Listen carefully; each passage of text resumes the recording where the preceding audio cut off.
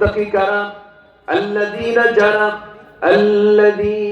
ইউমিনুনা বিল গায়বি ওয়া ইউকিমুনাস সালাতা ওয়া মিম্মা রাযাকনাহুম ইউনফিকুন ওয়াল্লাযীনা ইউমিনুনা বিমা উনজিলা ইলাইকা ওয়া মা উনজিলা মিন ক্বাবলিক وبالآخرة هم يوقنون أولئك على هدى من ربهم وأولئك هم المفلحون جربون الله أكبر মুত্তাকি কারা?